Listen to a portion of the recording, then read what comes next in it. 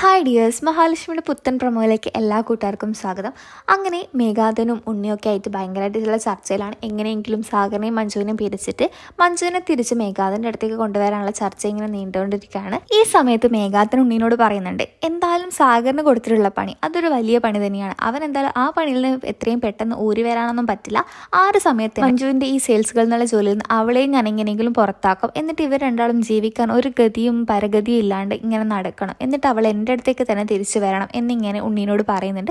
ഉണ്ണിയാണെങ്കിൽ ഇതെല്ലാം നല്ല രീതിയിൽ സപ്പോർട്ട് ചെയ്യുന്നുണ്ട്. സ്വന്തം അനിത്യമായിട്ട് പോലും ഉണ്ണി അതൊന്നും ചിന്തിക്കുന്നില്ല. ഉണ്ണി മേഘാതൻ്റെ കൂടെ തന്നെ നിന്നിട്ട് മേഘാതനാണ് എല്ലാ കാര്യങ്ങളും സപ്പോർട്ടൊക്കെ ചെയ്യുന്നത്. അങ്ങനെ മേഘാതൻ മഞ്ജു വർക്ക് ചെയ്യുന്ന ഷോപ്പിലേക്ക് പോകുന്നുണ്ട്. അന്നേരം തന്നെ എന്ത് ചെയ്യുന്നുണ്ട്, മഞ്ജുവിൻ്റെ ഫ്രണ്ട് ആയിട്ടുള്ള അശ്വതി മേഘാതനെ കാണുന്നുണ്ട്.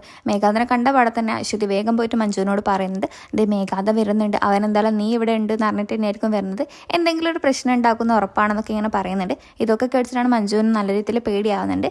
ഈ അശ്വതി പറഞ്ഞ പോലെ തന്നെ മേഘാതൻ എന്തായാലും അവിടെ വന്ന് പ്രശ്നം ഉണ്ടാക്കി ആ ജോലിയിൽ നിന്ന് അവളെ എങ്ങനെയെങ്കിലും പിരിച്ചുവിടാനുള്ള രീതിയിലുള്ള പ്രശ്നങ്ങൾ എന്തായാലും മേഘാതൻ വന്ന് ഉണ്ടാക്കും. മഞ്ജുവിന് നല്ല രീതിക്ക് അറിയാം. മേഘാതനെ കണ്ടതുകൊണ്ട് തന്നെ മഞ്ജു ഇങ്ങനെ മേഘാതനെ കാണാത്ത പോലെ മാറി മാറി നടക്കുകയൊക്കെ ചെയ്യുന്നുണ്ട്. പക്ഷെ മേഘാതനാണെങ്കിൽ പെട്ടെന്ന് ഡീന്ന് വിളിച്ചതോടെ മഞ്ജു ആണെങ്കിൽ അങ്ങ് ഷോക്കായിട്ട് അവിടെ നിന്ന് പോവുകയാണ് ചെയ്യുന്നത്.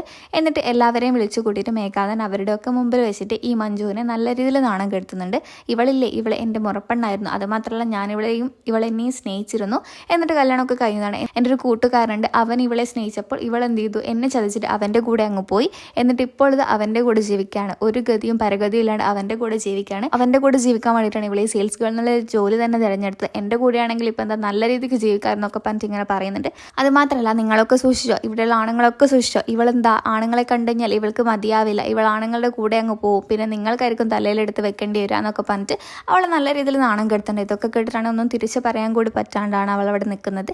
എല്ലാവരും ആണെങ്കിൽ ഭയങ്കരമായിട്ട് കളിയാക്കി ചിരിക്കുകയൊക്കെ ചെയ്യുന്നുണ്ട്. ഇതൊക്കെ പറഞ്ഞിട്ട് നേരെ അയാൾ എന്തുണ്ട്, മാനേജറിൻ്റെ റൂമിലേക്ക് പോകുന്നുണ്ട്. അത് കണ്ടിട്ടാണ് മഞ്ജുവിന് പേടിയാവുന്നുണ്ട്.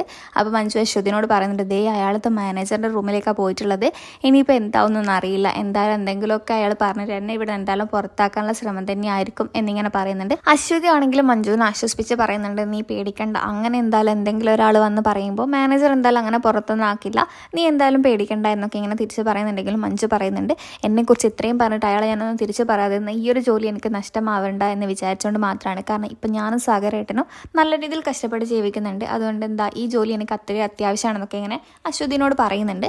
അപ്പോൾ ഇതുവരെയാണ് പ്രൊമോ റിവ്യൂവിൽ കാണിച്ചിട്ടുള്ളത്. അപ്പോൾ വീഡിയോ ഇഷ്ടപ്പെട്ട ലൈക്ക് സബ്സ്ക്രൈബും ചെയ്യുക. മറ്റൊരു വീഡിയോ ആയിട്ട് വരുന്നതായിരിക്കും. ബൈ.